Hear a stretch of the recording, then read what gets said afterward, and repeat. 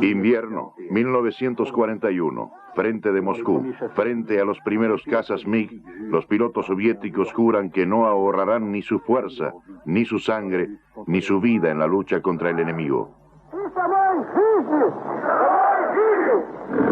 TF-1 y Pathé Cinema presentan Historia de la Aviación.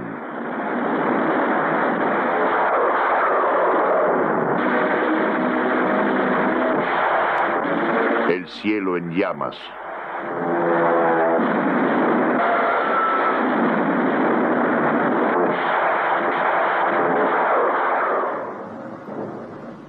Pilotos y aviones es la consigna de Stalin. Los constructores trabajan día y noche. Sergei Ilushin, 46 años, un antiguo obrero, transformado mecánico, luego ingeniero, luego un gran constructor. Su obra maestra, un bombardero en picada, el Ilushin II, bautizado Stormovik, el atacante. Es un aparato poderoso de 1.600 caballos, fuertemente blindado, muy bien armado con cañones de 20, luego de 30 milímetros. Durante toda la guerra en Rusia, los Stormovik son el terror de los tanques alemanes.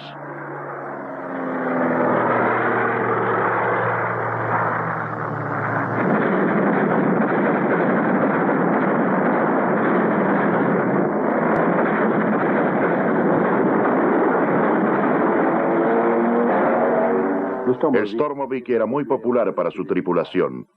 Uno de sus pilotos había incluso compuesto una canción por la gloria de su avión, una canción de guerra que decía más o menos así: los alemanes vinieron a Rusia, los que no están muertos pronto se habrán ido, lejos estaban de irse. Pero ya era el verano después de Stalingrado, las cosas andaban mejor, podían descansar un poco en las escuadrillas e incluso tener romances con las bellas mecánicas.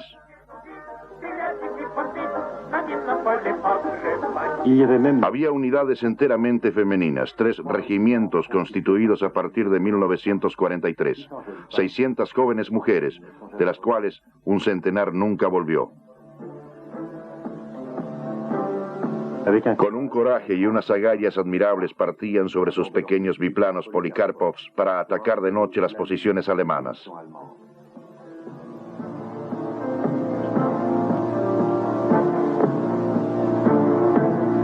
Natalia Kravtsova es la más famosa de estas mujeres pilotos. 980 misiones de guerra.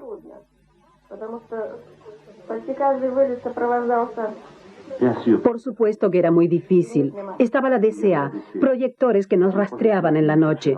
Nuestros nervios estaban tensos, pero nosotras seguíamos, porque estábamos ahí para combatir. No queríamos otra cosa. Cuando una quiere luchar, lo soporta todo. Pero también descansábamos. Mire, nuestras chicas bailando. On se reposait aussi, vous voyez, nos filles en train de danser.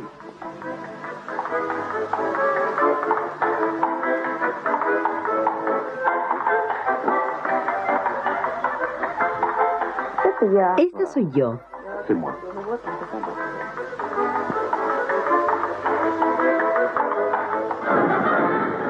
Las grandes unidades de bombardeo están equipadas con Tupolyevs o de Petyakovs. Una serie de bombarderos rápidos, pero con cargas de bombas débiles y carentes de defensa. La producción de estos aviones adolece de una cierta desorganización. El constructor Andrei Tupolyev fue mandado a prisión en 1937. Cuando comienza la guerra, Tupolyev está todavía en una Sharagá, un campo especial donde está internado con su oficina de estudio y sus obreros.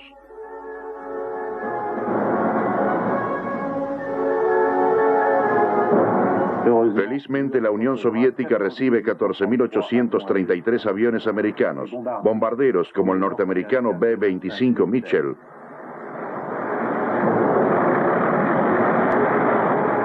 Cazas como el Bell P-39 era Cobra. A bordo de este avión, el as soviético Alexander Potemkin obtiene la mayoría de sus 59 victorias. Victorias resultantes de la audacia, de la sangre fría y de un sentido muy agudo de la táctica del combate aéreo. Recuerdo un combate en el Kubán.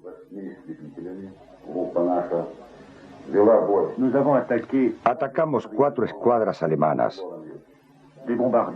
bombarderos y Messerschmitt 109. En total, un centenar de aviones. Nosotros éramos 8. Adoptamos la táctica necesaria. Los dispersamos. Logramos derribar 10 aviones enemigos, sin ninguna pérdida de nuestro lado. Los aviones más famosos son los cazas Yakovieks, que equipan a la mayoría de los grupos soviéticos y sobre todo la famosa escuadra Normandie Niemen. Los pilotos franceses que luchan al lado de los rusos. Uno de sus haces se transforma en héroe de la Unión Soviética, Roland Delapoix, que no ha olvidado a su querido Yak. El Yak-3 es un avión relativamente liviano. Pesa más o menos 2.500 kilos. Está construido la mitad de metal y la mitad de madera. Y su motor deriva de un hispano-suiza de 1936. Y ha sido inflado, para usar un término que usan los automovilistas, y al mismo tiempo mejorado para que su desempeño a altura sea más importante.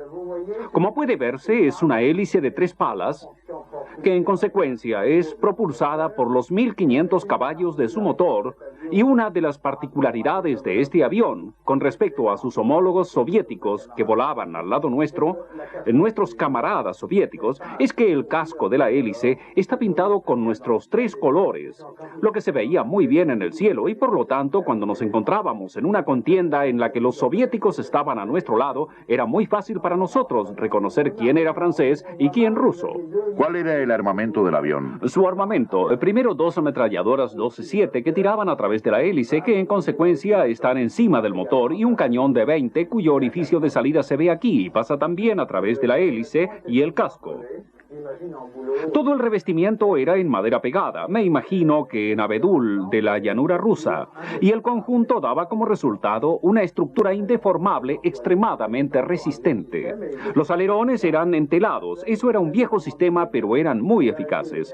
La flecha es la de Normandie Niemen, y desde el comienzo de la escuadra fue llevada sobre todos nuestros aviones.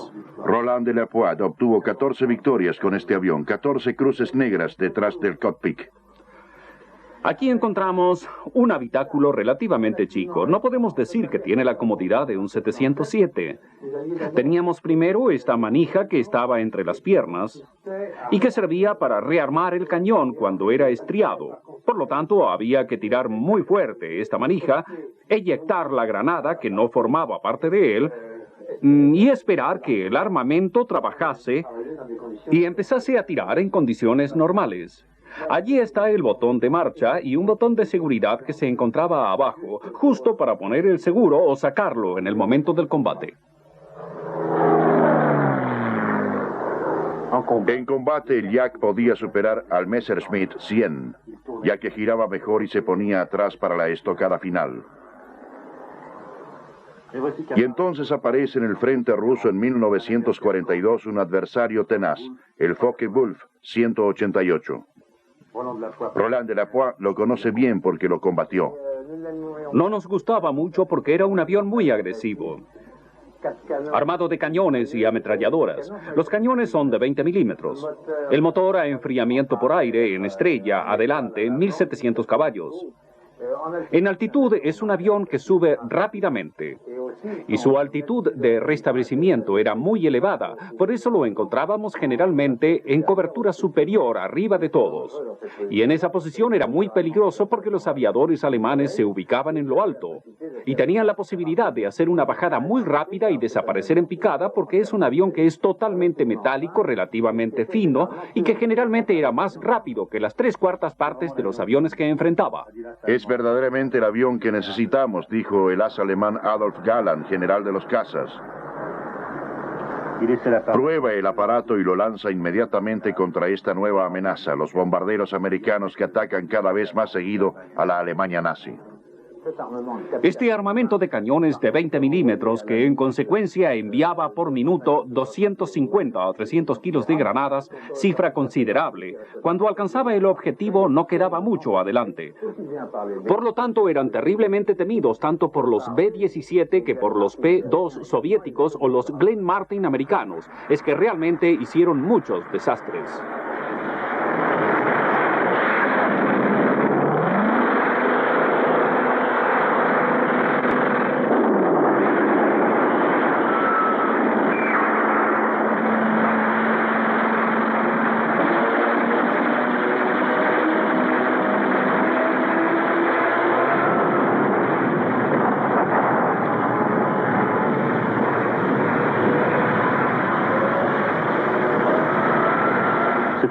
Es así como los americanos conocieron a los Focke-Wulf. Al principio no se preocuparon mucho. Los Estados Unidos de Roosevelt eran lo bastante poderosos como para compensar todas las pérdidas. Entre 1941 y 1945, Estados Unidos construye 260.000 aviones, un récord absoluto. Boeing produce 12.000 bombarderos pesados, el B-17.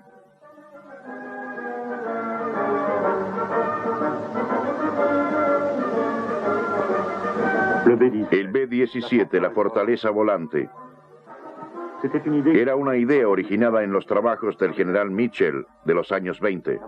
Un bombardero capaz de destruir las fábricas, las defensas y las ciudades del adversario.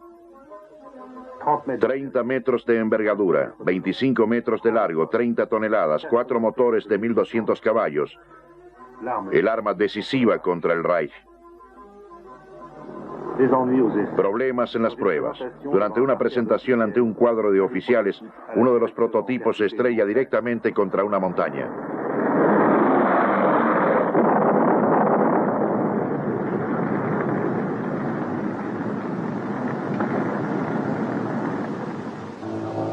Otoño de 1942, una base de la 8ª Fuerza Aérea en algún lugar del sur de Inglaterra. Los pilotos del B-17 asisten al briefing, la explicación del raid. El objetivo es Wilhelmshaven, el puerto alemán del Mar del Norte que alberga a los U-Boats, los temibles submarinos de Dönitz. La batalla del Atlántico causa estragos, hay que demoler los refugios y los astilleros en construcción. Esta es la orden de vuelo, cada uno puede leer su nombre y su destino. Barton, Clancy, Weizenfeld. Ajustar los relojes, un gesto ritual que marca el fin del briefing.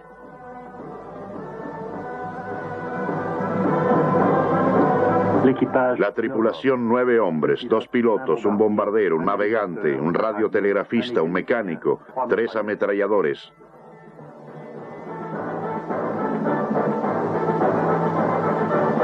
El piloto es el primero en subir y será el último en bajar. El ametrallador se hace un ovillo en su esfera estrecha bajo el vientre del aparato.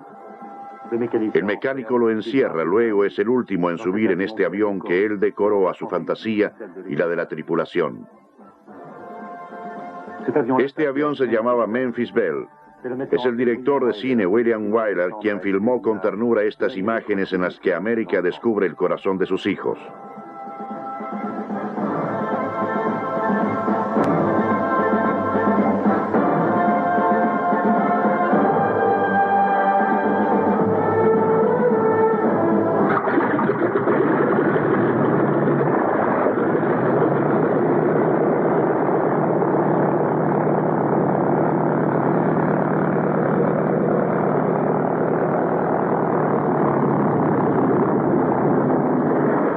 Todos los días partían para Alemania.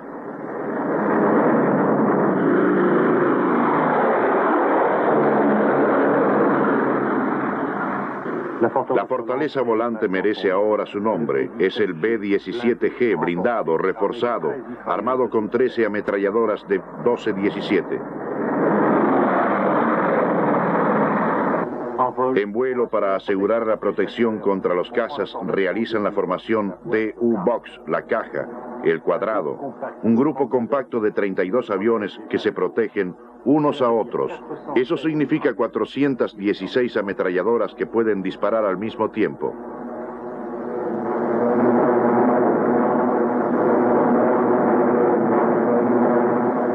Pero el enemigo número uno desde la entrada en Alemania es la Flak, la DSA, sus cañones de 88, cuyas granadas se ven explotar rápidamente alrededor de los aviones.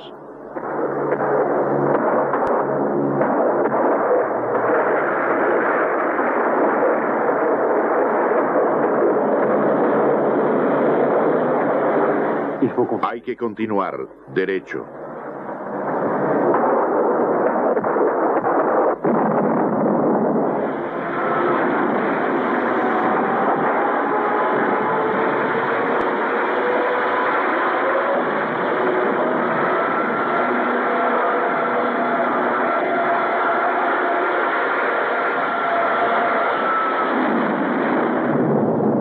Luego empieza la caza, el infierno, incluso para los cameramen de Wheeler, que filmaban imperturbables en medio de los estallidos.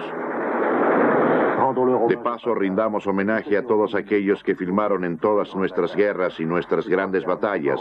Las 3/4 partes no regresaron.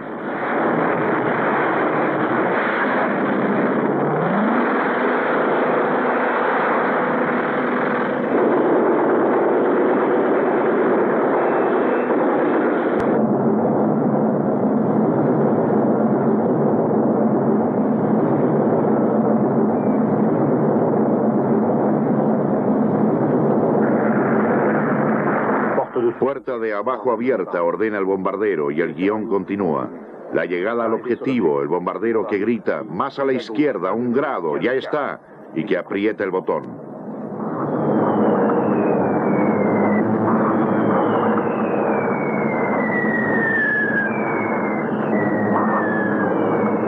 En este primer año de bombardeos, 100.000 toneladas de bombas son descargadas sobre la Alemania de Hitler. Luego sigue el sálvese quien pueda, el regreso con 2 motores a Inglaterra. Allí esperan con angustia, saben que después de cada raid controlan con estupefacción el número de los aviones que vuelven. ¿Cómo? No es posible. Faltan 10, 20, 30 aparatos, centenares al cabo del año.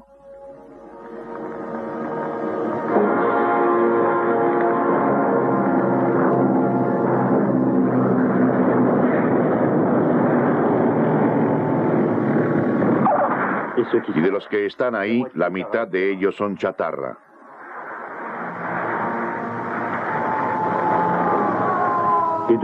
Y en los aviones el piso de la carlinga está cubierto de sangre, los heridos y los muertos.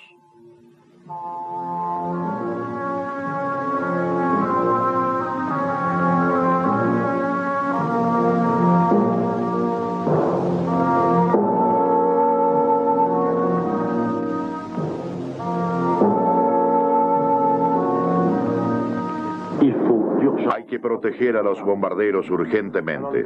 Entonces los americanos hacen entrar en servicio toda una serie de cazas de escolta con gran raíz de acción. El Lockheed P-38, Lightning, el relámpago. Los alemanes lo llaman el diablo con cola bifurcada. Los norteamericanos P-51 Mustang, un exponente singular, el más fino de todos los cazas de guerra. Las alas pican rápidamente, el cockpit es como una gota de agua, con visibilidad total, 6 ametralladoras de 12-7. 700 kilómetros por hora, una maniobrabilidad extraordinaria.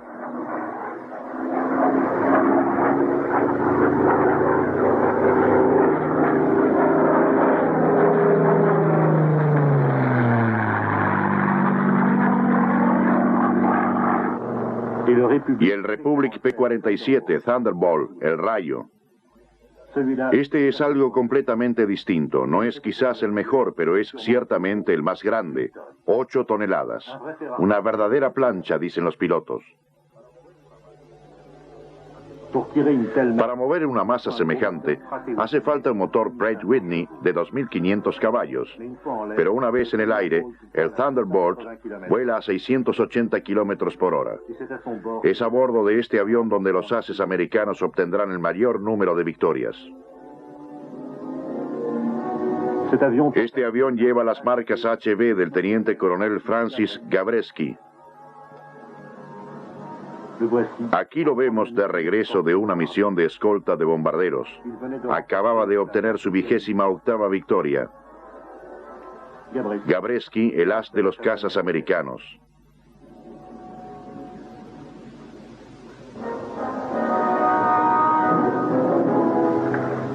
Él podría decirnos por qué tuvo tanto éxito con este paquidermo P-47. Entonces imaginemos que él está ahí, en el mismo lugar.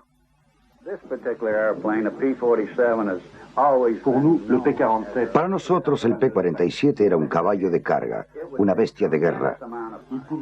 Podía soportar una enorme cantidad de castigos. Primeramente, las alas eran sólidas como roca. Se podía picar a cerca de 800 por hora. Seguían intactas. Y también ese gran motor servía de protección. Regresé incluso con granadas de 20 milímetros ubicadas en el cilindro. Y el avión todavía volaba. Por lo tanto, pueden entender por qué yo quiero a este Zinc,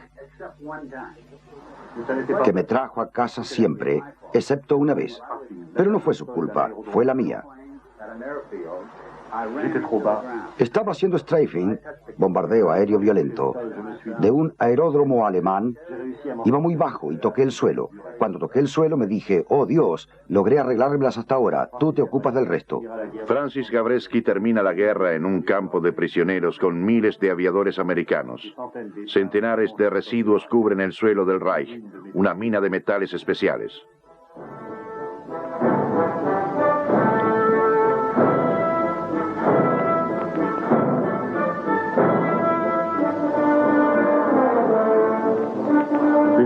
Los alemanes construyen 92.650 aviones. Apenas molestados por los bombardeos, Junker saca 15.000 bimotores de ataque y caza Junker 88. Messerschmitt produce una versión muy mejorada de este célebre caza, Messerschmitt 109G, que roza los 700 por hora. Y los alemanes comienzan también la producción de cuatrimotores como este Focke-Wulf Condor, que le hace la vida imposible a los convoyes aliados en el Atlántico. El gigantismo no asusta a los constructores alemanes y producen varios centenares de estos enormes Messerschmitt 323, gigante, para transportar tropas y provisiones a Rusia. Bien merece su nombre, el gigante. Transporta una compañía entera de soldados de infantería, autos, cañones.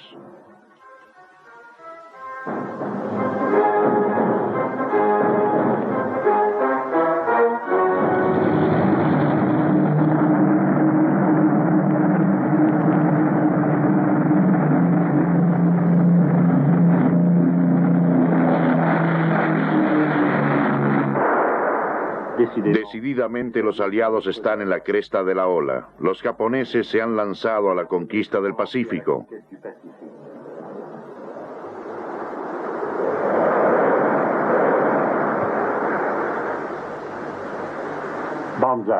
Banzai, en nombre del emperador, el 7 de diciembre de 1941, escuadrillas de los cazas Zero, de los bombarderos Ket y de torpederos Val parten hacia Pearl Harbor.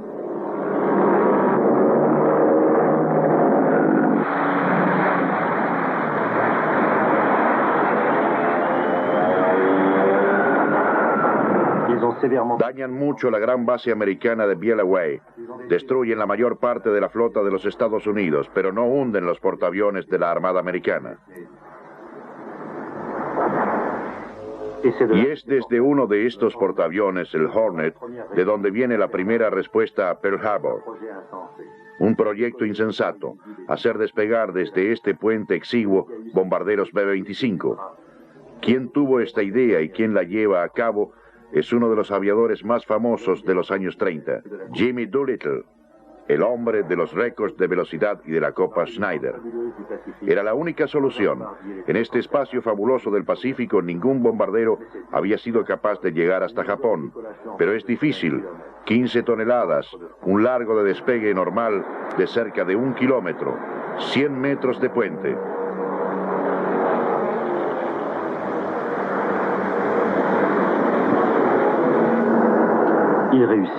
Lo logran. No es un gran sueño. Algunas bombas sobre Japón, 30 segundos sobre Tokio. 30 segundos que le devolverán la confianza a América. Y era necesario. El camino es largo antes de reconquistar esas islas, como aquí Rabaul, desde donde los japoneses controlan todo el Pacífico Sur. La aviación japonesa es poderosa, organizada. Tiene aviones a menudo muy avanzados para su época. Es el gran descubrimiento de los americanos. Un choque muy desagradable. Y sobre todo este avión, el Mitsubishi A6NE1, tipo 0, que será famoso justamente bajo este nombre, el 0.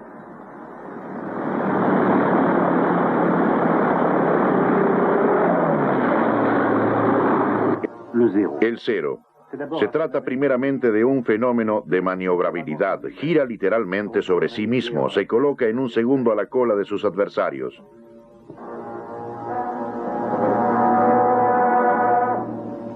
Su secreto, la liviandad. El gran ingeniero japonés Jiro Horikoshi suprimió deliberadamente todo blindaje, todo peso inútil. Llegó a fabricar una máquina de 1.500 kilogramos en la que instaló un motor Nakashima de 1.100 caballos.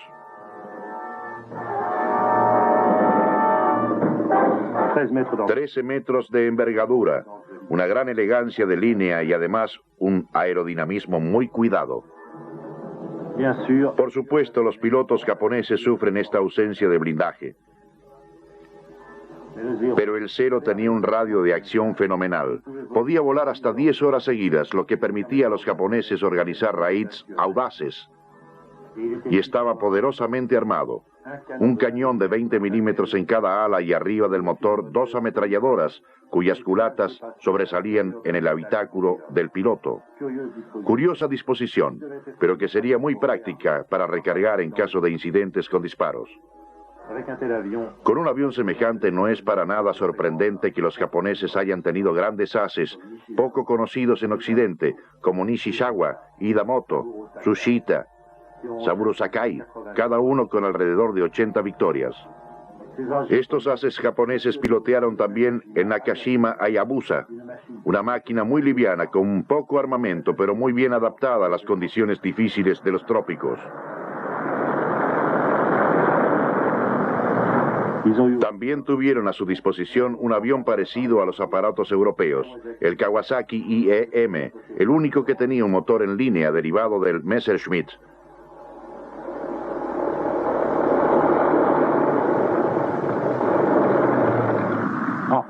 Finalmente volaron en un temible caza, el Mitsubishi Raider, un motor de 1.800 caballos fuertemente blindado y armado que corría a 650 por hora.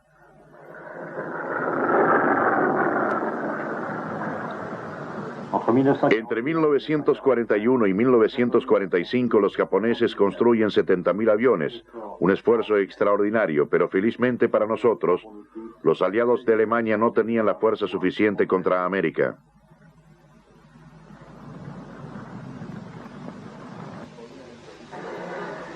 Los americanos ponían en servicio los portaaviones por decenas, lanzaban 6.000 Douglas Dahanred, 7.000 Curtiss Diver, 10.000 Grumman Avenger, bombarderos rápidos, torpederos eficaces.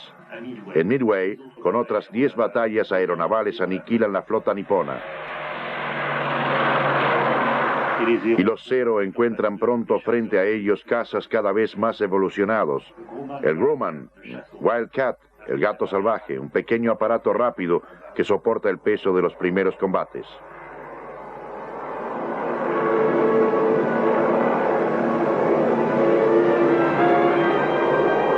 En la nueva generación, el avión caza Corsair puede ser el avión más bello del Pacífico con sus alas en W y su motor de 2000 caballos.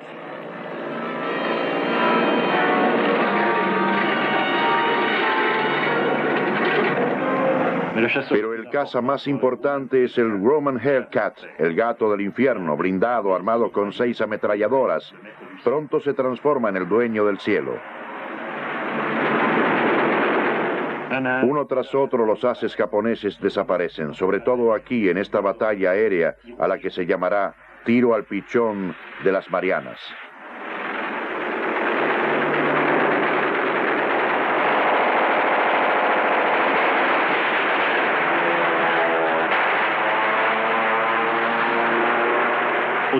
Sobre Guadalcanal un cero es alcanzado como este. En esa maciza silueta de metal destrozada por los disparos de los aviones americanos estaba Saburo Sakai.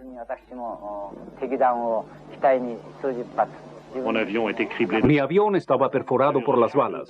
Yo había recibido 2 balas de 12-7 en mi cabeza. Tenía un ojo reventado. El cráneo abierto. Mi sangre brotaba a borbotones. La mitad de mi cuerpo estaba paralizado. Pero mi cero seguía volando. Todo el tiempo perdía conocimiento, pero me despertaba con este único pensamiento: volver a mi base en Rabaul. Así volé 2000 kilómetros. Y volví.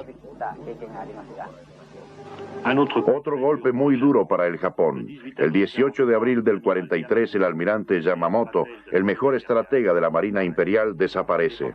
Estaba acantonado en inspección en las islas del Pacífico y los americanos descifraron el código japonés. Conocen su itinerario y los horarios, entonces a miles de kilómetros de allí preparan febrilmente una escuadrilla de cazas de gran radio de acción, P-38 Lightning. Encontramos al hombre que iba en ese avión ese día, el hombre que derribó a Yamamoto, se llama Tom Lanchin. Volábamos sobre el agua. De pronto uno de nosotros gritó: una formación de aviones derecho adelante, ninguna duda. Eran 2 BTI 6-0. Ninguno de nosotros, menos aún yo, hubiera pensado que los encontraríamos. Era increíble. Todos estábamos en la cita. Uno de los nuestros se inclina sobre el BTI, lo alcanza, y en ese momento se produce lo extraño, lo imprevisible, nunca contado hasta ahora. Probé mis cañones para estar seguro de que funcionaban bien, y haciendo eso le di, por accidente. En realidad, yo quería ubicarme detrás de él, pero cuando probé los cañones, su motor derecho empezó a quemarse y se estrelló en la selva.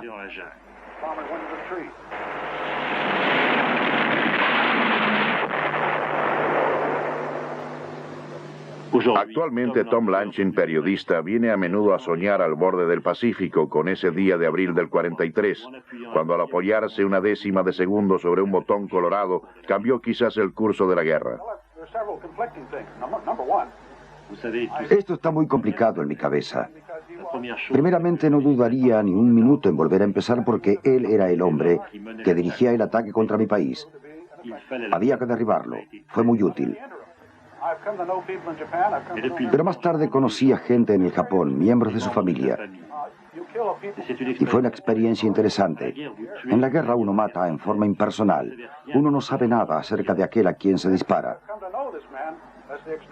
Pero allí aprendí quién era ese hombre. Era extraordinario. Un hombre que siempre había dicho que era una locura atacar a los Estados Unidos, pero que dio lo mejor de sí cuando recibió la orden. Era realmente un hombre con grandeza. Me interesé mucho en él. Es una cosa extraña. Aunque lo repito, no dudaría en repetirlo. ¿Tendría acaso la misma suerte que la última vez? Eso no lo sé. 1944. Alemania recibe el más terrible de los castigos. Los americanos de día, los ingleses de noche, arrojan 1 tonelada de bombas por minuto. Desde hace tiempo Göring dice en vano: ningún avión enemigo sobrevolará nunca el Reich. Es solo un lema irónico pintado sobre los bombarderos ingleses. Todas las noches este Avro Lancaster lanzaba su carga sobre Berlín y las ciudades alemanas. ¿Y qué carga? El mecánico de este avión, Ted Willoughby, Está aquí para dar precisiones y hacer las presentaciones. Esta es una bomba de 5 toneladas de alto poder explosivo. Mide 5 metros de largo. Del otro lado van a ver la bomba de 10 toneladas. Fue concebida por Sir Barney Wells. Sir Barney Wells, un genio de la destrucción, pasa su vida diseñando minuciosamente con todo lo que la inteligencia humana es capaz de dar los instrumentos de muerte más aterradores. Su obra maestra es la bomba que destruye los diques del Ruhr e inunda el centro industrial de Alemania. Una bomba que rebota, muy eficaz.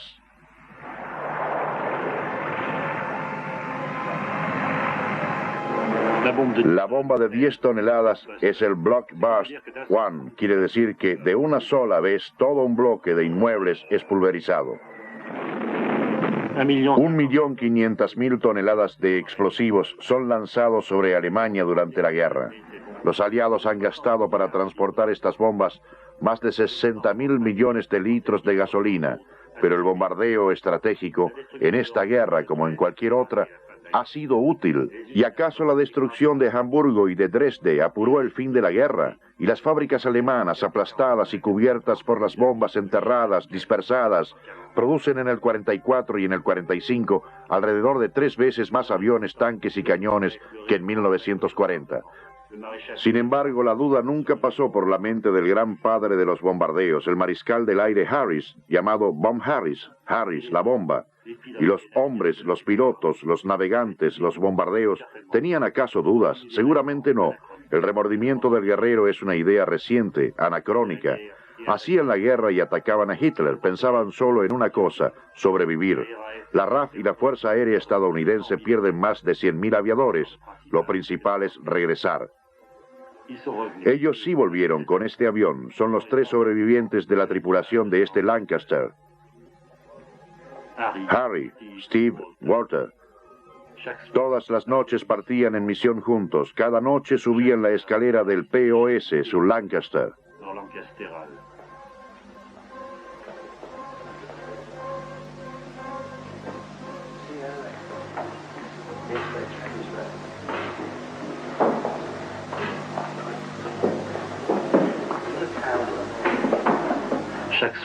Cada noche tenían la misma aprensión. Cuidado con la cabeza.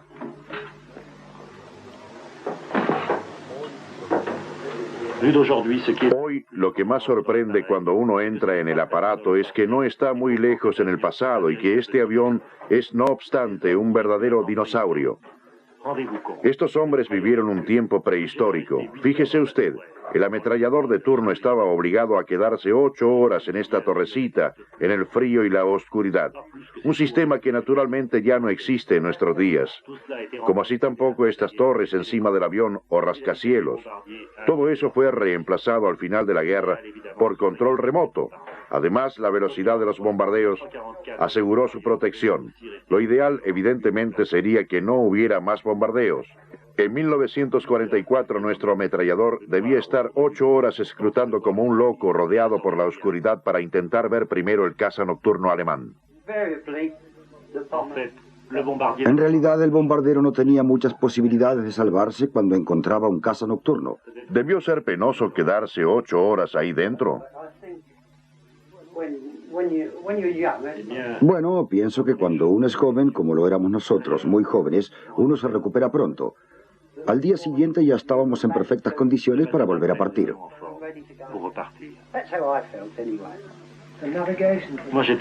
Yo era el navegante. Estaba en la parte de adelante del avión.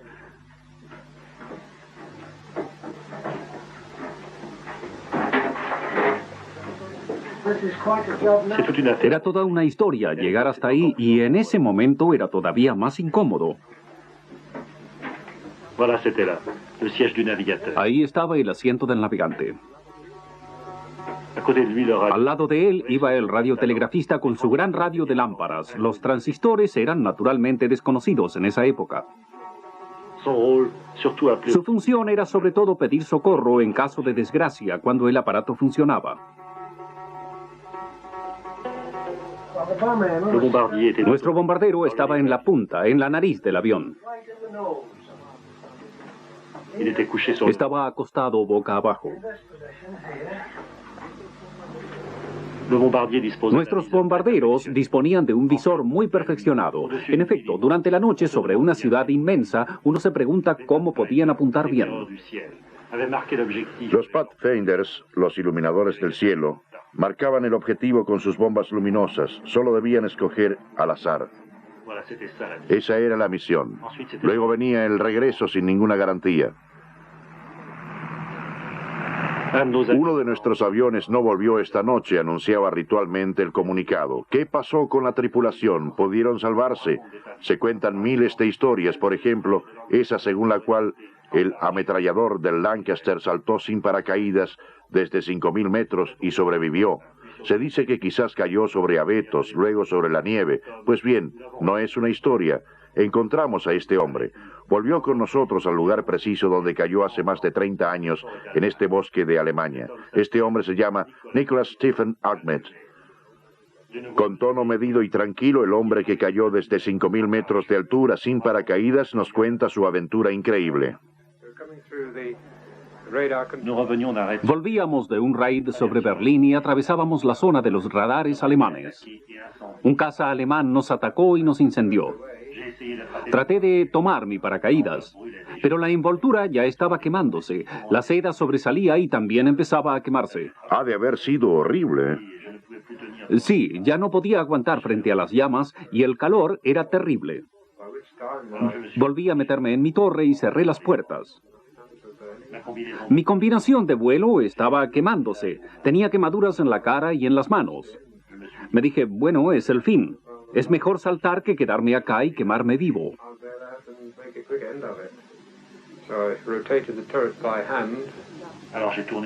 Entonces hice girar mi torre, abrí las puertas y me tiré al vacío. Y caí.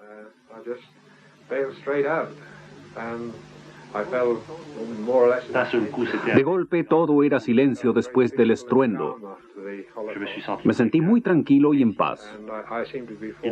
Me parecía que caía de cabeza. Me dije, si esto es morir, entonces no es un suicidio. No hay por qué temer.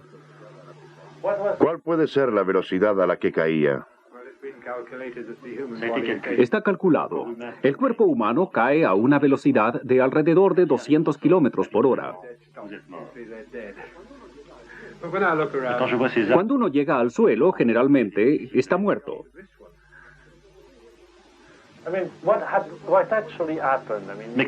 Pero cuando veo estos árboles a mi alrededor, me doy cuenta de que era difícil evitarlos. Pero, ¿qué sucedió exactamente? Usted cayó sobre esos árboles y de rama en rama llegó hasta la nieve. Creo que las ramas estaban tan entrelazadas que actuaron como un trampolín. Retardaron mi caída progresivamente hasta que caí en el bosquecillo y la capa de nieve. Y la primera cosa que noté cuando volví en mí en medio de estos árboles, miré hacia arriba, vi las estrellas a través del bosque y me dije, Jesucristo, estoy vivo. Estaba en un estado lamentable. Mi cara y mis manos estaban quemadas. Tenía la espalda totalmente lacerada y contusiones múltiples.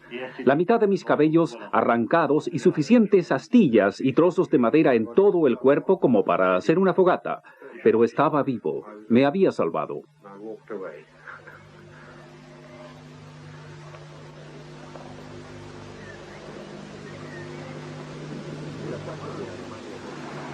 El ataque de Alemania continúa. Los de Havilland Mosquito llevan el golpe de gracia. Vuelan más rápido que los cazas. Llevan más bombas que un B-17. Construido en madera, vuela al ras de las olas y escapa a los radares enemigos y bombardea, ametralla e incendia todo lo que todavía se mueve en el territorio. La Luftwaffe tiene otro sobresalto, el 1 de enero de 1945. Para apoyar la ofensiva en las Ardenas, Göring lanza todo lo que le queda contra los aliados. Lo que le queda son muchos aviones, pero nada de nafta, muchos pilotos, pero sin experiencia. Se forman rápido y mueren rápido.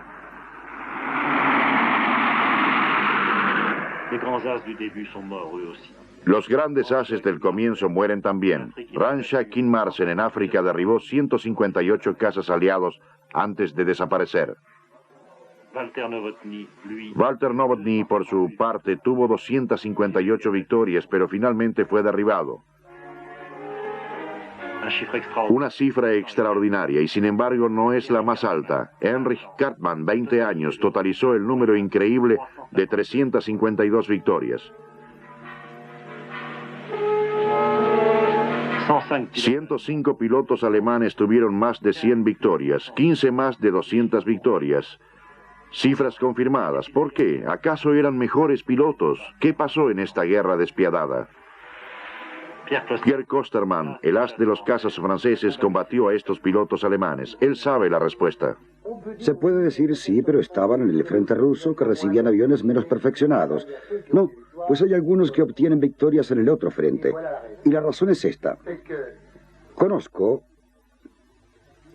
a algunos que sobrevivieron, que comenzaron a combatir en el 36 en España.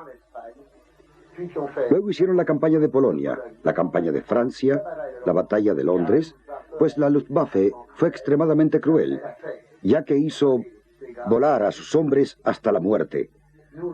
Nosotros nos hacían hacer 80, 100 misiones, 110 misiones y nos mandaban a descansar. Ellos no paraban nunca. ¿Sobrevivían? Bueno, cuando sobrevivían eran personas que tenían una experiencia absolutamente fabulosa. Por otro lado, no había elección. Cuando uno encontraba a uno de esos pilotos alemanes con gran experiencia, no había ninguna posibilidad de poder escapar. Lo fundamental era barruntarse, adivinar, sentir alguna cosa que había alrededor de uno. Así como se puede sentir una fiera que da vueltas alrededor, entonces uno se encierra o vuelve a su casa. Y cuando uno podía adivinar que en un combate había uno de esos, había que evitarlo como a la peste. Y 2 veces no lo pude evitar. Sí, me derribaron 2 veces. Una vez el 12 de mayo del 43. El 12 de mayo del 43 y el 21 de abril del 45. Pero el 21 de abril del 45 yo estaba en mi mejor forma. Y tuve una especie de inconsciencia, pues existe cierta forma de inconsciencia cuando uno está cansado. Existe un doping, porque la guerra dopa en este tipo de operaciones. Por lo tanto, no era muy modesto. Y en el espacio de 35 segundos fui llevado a la modestia absoluta, que es la del miedo total, de decirse, mi Dios, se acabó, ya está, por el piloto alemán. Éramos 8 aviones, él estaba solo, e hizo la demostración. 1, 2, 3, se acabó. ¿Por qué hizo eso? Nunca lo supe. Habría podido matarme, pues en el momento en que el motor se detuvo, vi que la granada explotaba. Se deslizaba justo encima de las cruces. Pero ese día yo no piloteaba mi avión, pues cada vez que me veía obligado por razones técnicas a pilotear un avión que no era el mío, tenía que matar. Es muy curioso. Vi explotar el avión, sentí el impacto cuando el motor se paró y me dije, ya está, terminé. Demasiado bajo para saltar en paracaídas. Hice un viraje. Vi muy bien al piloto porque su avión pasó sobre el lomo encima de mí.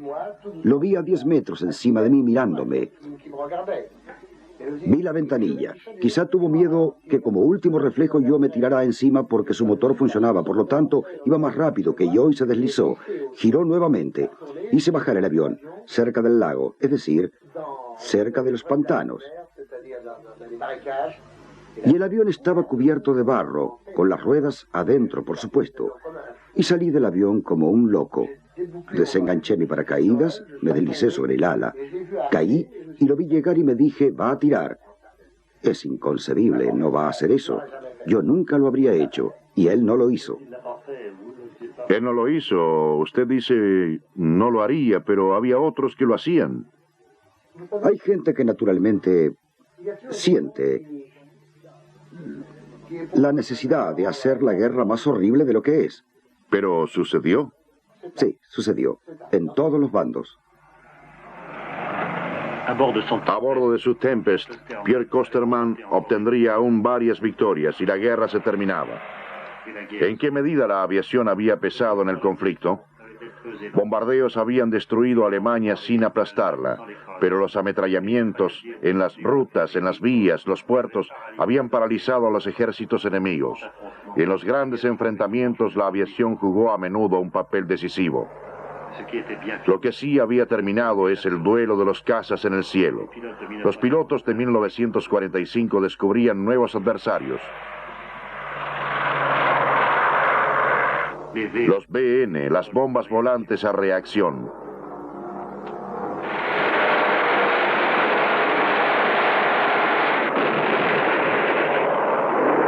Los Messerschmitt 163, los aviones cohetes.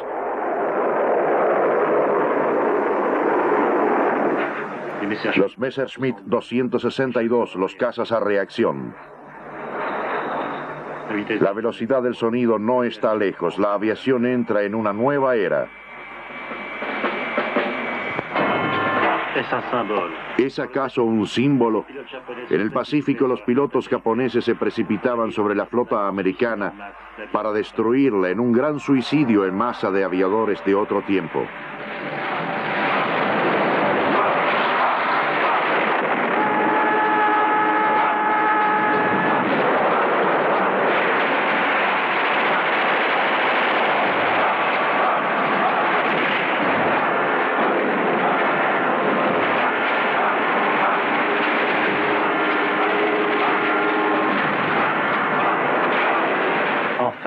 Finalmente despegaba para el Japón un largo cilindro de acero pulido, el más grande y poderoso de todos los aviones, el P-29. Él también anuncia una nueva era. Lleva en él la muerte atómica. TF-1 y Pathé Cinema presentaron El cielo en llamas.